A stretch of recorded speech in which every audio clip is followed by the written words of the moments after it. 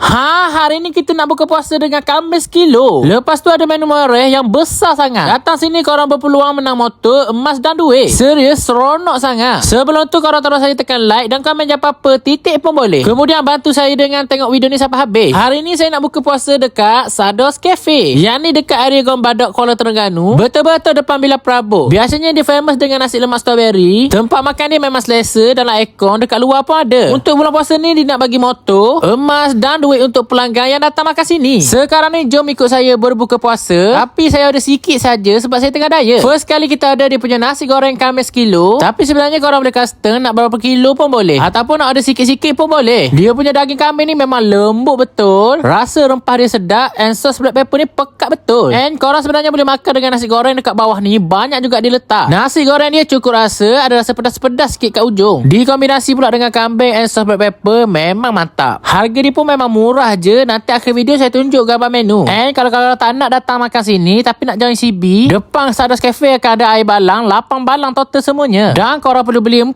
jenis air untuk sertai cabutan bertuah motor. Rasa dia pula bukan biasa-biasa, lemak-lemak manis guys. Air keladi, strawberry, serius mantap. Seterusnya kita ada set Ramadan shell out. Dimulakan dengan kepala siakat yang besar ni. Dia punya rempah ni memang tersalut cantik, memang kental. Makan pula dengan nasi, serius sedap. Nak lagi puas hati, korang gaulkan terus nasi tu dengan kuah dia. Mantap, memang puas hati. Selain ikan kat sini juga ada udang, ketang, sotong, kepah, jagung, macam-macam lagi lah. And tak lupa korang juga akan dapat telur dadah macam ala-ala Thai gitu guys. Untuk set ni korang akan dapat 2 jenis shell out. Yang satu lagi ni kita ada bahagian shell out button meat. Tengoklah weh, udang yang kita dapat ni memang besar-besar. Yang ni pun sama, ada ketam, udang, seafood. Sedap, puas hati weh. Kalau korang datang buka puasa dekat sini, menu ni wajib korang order tau. Next seterusnya, lepas tarawih rasa nak datang moreh, korang boleh ada set talang Ramadan colek. Dekat dalam ni hampir 20 jenis bahang dia orang campurkan sekali. Ada paru, perut, ketam, sotong octopus, sosis, berbola, sosis bulu, macam-macam. Yang ni memang puas hati kalau makan ramai-ramai. Yang paling saya suka dia punya sos ni sedap weh, manis-manis berlemak gitu rasa dia. Langsung tak over, memang smooth je bila masuk mulut. And semua barang yang digunakan ni fresh,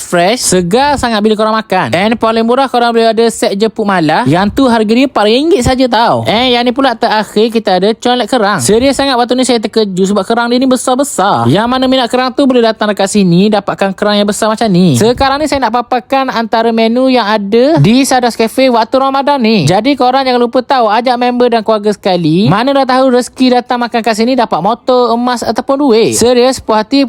Jangan lupa datang di Sados Cafe. Let's go.